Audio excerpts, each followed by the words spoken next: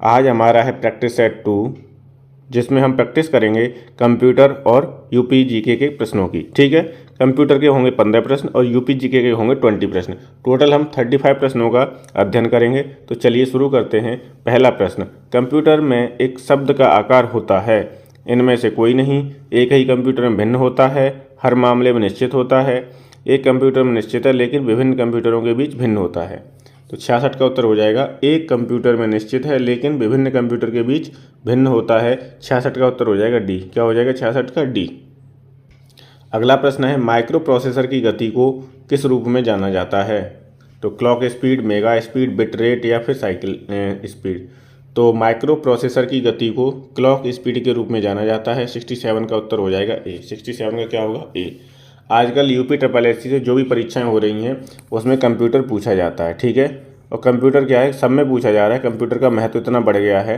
तो ये 15 प्रश्न हैं जो आपके कंप्यूटर सब्जेक्ट का बढ़िया तैयारी कराएंगे। ठीक, तो 15 पर डे चलेगा ये, और 20 प्रश्न किसके रहेंगे? यूपी जीके के, जिसमें यूपी जीके के वो प्रश्न होंगे जो प्रीवियस ईयर में पूछे गए हैं। चलिए अगला प्रश्न देखते हैं।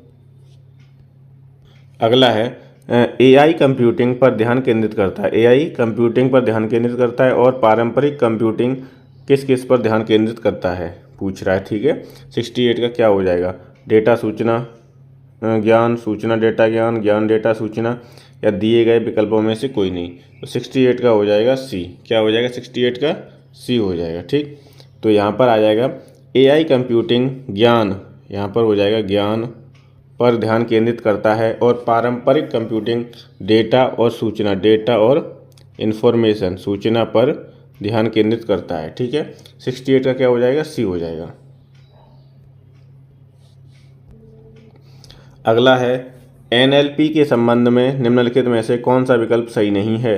एनएलपी प्रत्याशित है, एनएलपी को अधिक की स्टॉक्स की आवश्यकता होती है, यह बहुत समय कुशल है, और अगला है एएलपी कंप्यूटरों को उनकी भाषाओं में मनुष्य के साथ संवाद करने में मदद करती है।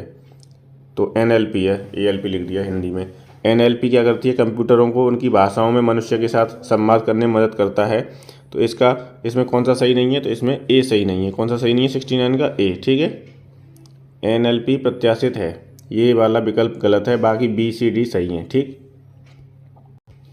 अत्यंत बड़े डेटा सेट जो विश्लेषण किए जाने पर उपयोगी जानकारी प्रकट कर सकते हैं और पैटर्न कहे जाते हैं,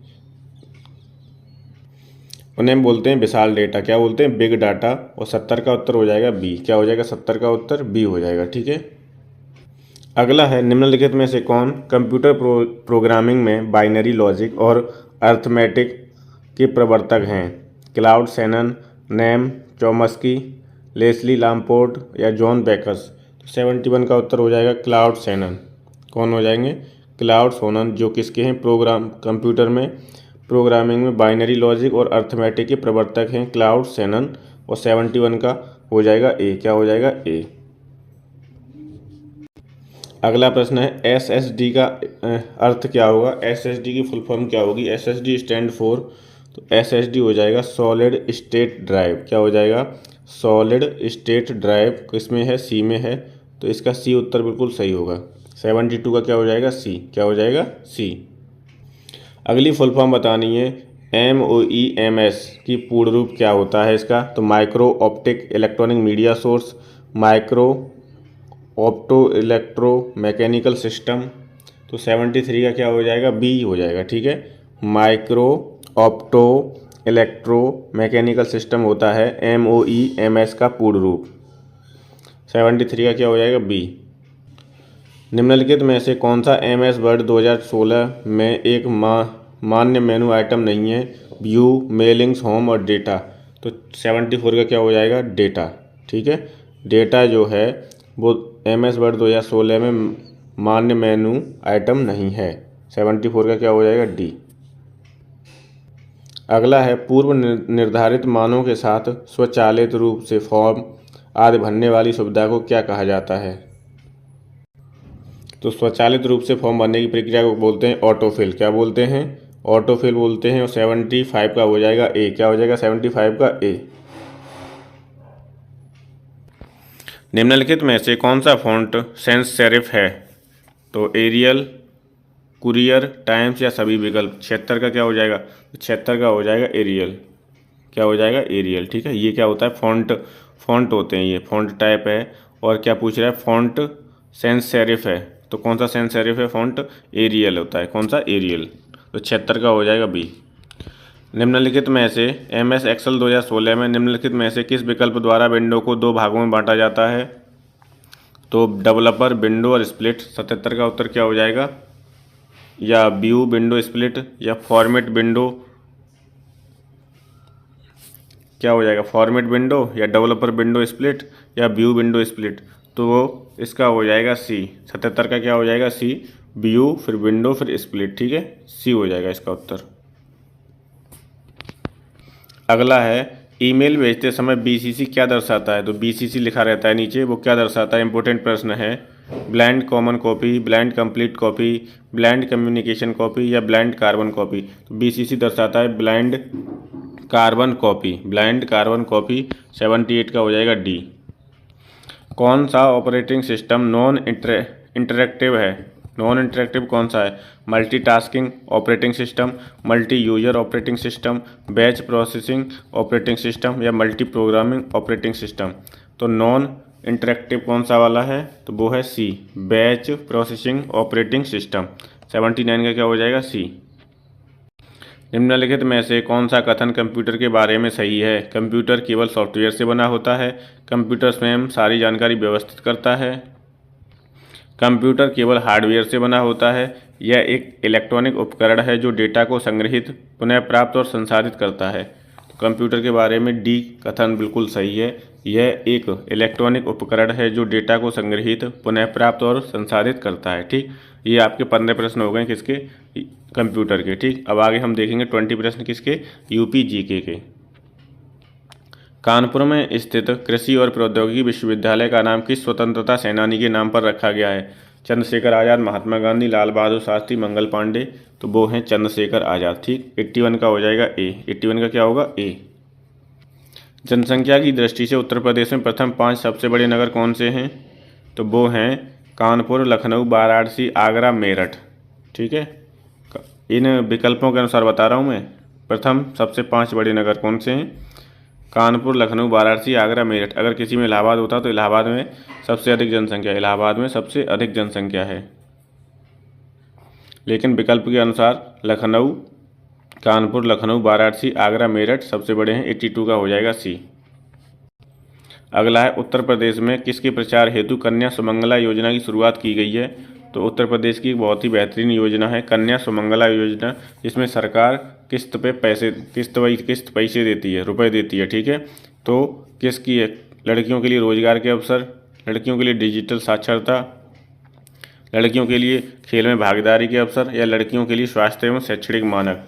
तो 83 का हो जाएगा डी, लड़कियों के लिए स्वास्थ्य एवं शैक्षणिक मानक। ठीक है, जैसे 5th पास किया तब रुपए किस्त मिलेगी, हैं 8th पास किया तब मिलेगी, 10th किया तब मिलेगी, 12th किया तब मिलेगी। तो ऐसे किस्तों में रुपए मिलेंगे, एक बार में नहीं मिलेगा, एक मुश्त नहीं मिलेगा। जब आप पढ़ लोगे, 5th पास कर लोगे, 10th कर लोगे तब मिलेगा। ठीक है, अगला 84 संगम योजना का मुख्य उद्देश्य क्या है? तो संगम योजना विकलांगों की कल्याण वृद्धि करने की योजना है। 84 का हो जाएगा ए। क्या हो जाएगा? ए, विकलांगों की कल्याण वृद्धि करना संगम योजना का मुख्य उद्देश्य है। PAC विद्रोह के समय उत्तर प्रदेश के मुख्यमंत्री कौन थे? तो PAC विद्रोह के समय मुख्यमंत्री थे कमलापति त्रिपाठी। और 85 का हो जाएगा बी, कन्हैयालाल मणिकलाल केंद्रीय हिंदी संस्थान। तो केंद्रीय हिंदी संस्थान खंडारी आगरा में है। 86 का हो जाएगा ए। क्या हो जाएगा? 86 का ए हो जाएगा। अगला प्रश्न है निम्नलिखित में से कौन सी अनुसूचित जनजाति उत्तर प्रदेश के वाराणसी जिले में निवास नहीं पाई जाती या निवास नहीं करती है? चेरो, गोंड, खरवार या सहरिया। तो सहरिया जनजाति कहाँ मिलेगी आपको? सोनभद्र में मिलेगी। चेरो, गोंड, खरवार कहाँ पर मिल जाएंगी? वाराणसी में मिल जाएंगी। ठीक है, अगला प्रश्न है अति लोकप्रिय धार्मिक पत्रिका कल्याण प्रकाशित होती थी, जो कहाँ से प्रकाशित होती थी कल्याण पत्रिका? ये होती थी गोरखपुर से। तो 88 का क्या हो जाएगा? सी हो जाएगा। 88 का सी। अगला है निम्नलिखित में से कौन सही सुमेलित नहीं है? तो उत्तर प्रदेश के ऐतिहासिक मेले हैं एक तरफ, दूसरी तरफ स्थान हैं। तो जल बिहार का मेला कहाँ पर है? बुंदेलखंड सही है। बटेश्वर मेला पश्चिमांचल अपने आगरा में लगता है। कहाँ पर? आगरा में, ठीक है। बलदेव छठ का मेला पूर्वांचल में, तो यही वाला गलत हो जाएगा। शुक्रताल का मेला मुजफ्फरनगर में, ये सही है। तो 89 का उत्तर क्या हो जाएगा? सी हो जाएगा। बलदेव छठ मेला पूर्वांचल में नहीं लगता है, ठीक है। तो ये क्या हो जाएगा? गलत हो जाएगा। कुशीनगर बौद्धों के लिए महत्वपूर्ण है क्योंकि गौतम बुद्ध यहाँ पैदा हुए थे, यहाँ पर ज्ञान प्राप्त हुआ था, ज्ञान प्राप्त करने के बाद यहाँ अपना पहला उपदेश दिया था, यहाँ मर गए थे, तो यहाँ पे इन्हें मोक्ष की प्राप्ति हुई थी, ठीक है। और इस घटना को क्या बोला गया? महापरिनिर्वाण। जब उनकी मृत्यु हुई तो उसे क्या बोला गया? महापरिनिर्वाण बोला गया था, ठीक है। तो 90 का क्या हो जाएगा? डी हो जाएगा। क्या हो जाएगा? डी। किस फ्रांसीसी यात्री ने काशी को भारत का एथेंस कहा है? थेवनॉट, मनुची, टेबर्नियर या बर्नियर? तो बर्नियर ने काशी को क्या कहा है? भारत यात्रा में काशी को क्या कहा है? भारत का एथेंस कहा था। तो 91 का हो जाएगा डी। क्या हो जाएगा? 91 का डी। अगला है, अक्टूबर 2021 में कुशीनगर में अंतर्राष्ट्रीय हवाई अड्डे के उद्घाटन के संदर्भ में निम्नलिखित कथनों में से कौन सा सही है? तो 92 को देखेंगे। लैंड करने वाली पहली उद्घाटन फ्लाइट श्रीलंकाई एयरलाइंस की थी। कुशीनगर उत्तर प्रदेश का चौथा अंतर्राष्ट्रीय हवाई अड्डा बना है, तो इसमें केवल पहला सही हो जाएगा, ठीक है। लैंड करने वाली जो थी वो श्रीलंकाई एयरलाइंस थी। और 92 का क्या हो जाएगा? ए हो जाएगा, ठीक है। कुशीनगर उत्तर प्रदेश का चौथा अंतर्राष्ट्रीय हवाई अड्डा नहीं है, ठीक है, ये गलत है, दूसरा वाला।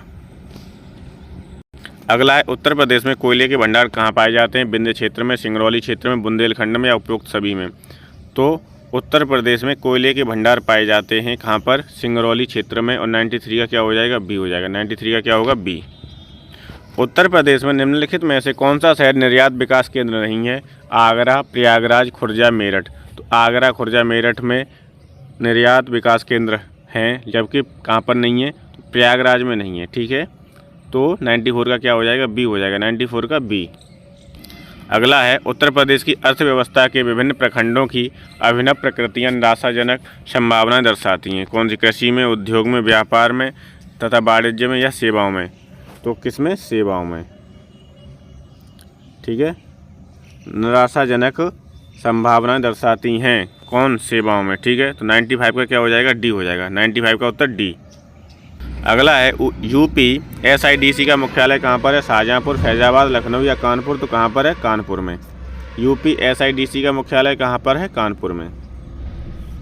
प्रयागराज स्थित अल्फ्रेड पार्क का पुनः नामकरण किया गया है, तो अल्फ्रेड पार्क को क्या नाम दिया गया? भगत सिंह, चंद्रशेखर आज़ाद, सुभाष चंद्र बोस या मोतीलाल नेहरू? तो चंद्रशेखर आज़ाद ने की यहाँ पे मृत्यु हुई थी मुठभेड़ में। 97 का क्या हो जाएगा? बी। तो उन्हीं के नाम पर नाम दिया गया है अल्फ्रेड पार्क को, क्या? चंद्रशेखर आज़ाद। उत्तर प्रदेश की सबसे बड़ी बहुउद्देशीय परियोजना निम्नलिखित में से कौन सी है? रिहंद, चंद्रप्रभा, माता टीला या बेतवा? तो उत्तर प्रदेश की सबसे बड़ी बहुउद्देशीय परियोजना है रिहंद परियोजना। 98 का क्या हो जाएगा? ए। क्या हो जाएगा? 98 का ए। भारत में हरित क्रांति के लिए ब्रेड बास्केट कहे जाने वाले राज्य कौन से हैं? तो वो हैं उत्तर प्रदेश, पंजाब और हरियाणा। कौन से हैं? बी उत्तर सही हो जाएगा। अगर पूछता है कि हरित क्रांति का जनक किसे कहा जाता है भारत में, तो MS स्वामीनाथन को। और विश्व में अगर पूछेगा तो विश्व में नॉर्मन बोरलॉग को। Norman Borlaug. विश्व में हरित क्रांति के जनक कौन थे? नॉर्मन बोरलॉग थे। भारत में हरित क्रांति के जनक कौन थे? तो MS स्वामीनाथन, ठीक। अब ब्रेड बास्केट में कौन कौन से राज्य आएंगे? तो उत्तर प्रदेश आएगा, पंजाब आएगा और हरियाणा आएगा, ठीक है। अगला प्रश्न है, यूपी की प्रमुखतम तिलहनी फसल कौन सी है? सूरजमुखी, कुसुम, राई तथा सरसों या अलसी? तो यूपी की प्रमुखतम तिलहनी फसल है राई और सरसों। तो 100 का क्या हो जाएगा? सी। 100 का क्या होगा? सी। इस तरीके से हमने 35 प्रश्न कंप्लीट कर लिए हैं, ठीक है। और ये सीरीज़ ऐसे ही चलती रहेगी। अगर ये सीरीज़ आपको पसंद आ रही है तो प्लीज़ चैनल को शेयर करो, सब्सक्राइब करो और वीडियो को लाइक करो।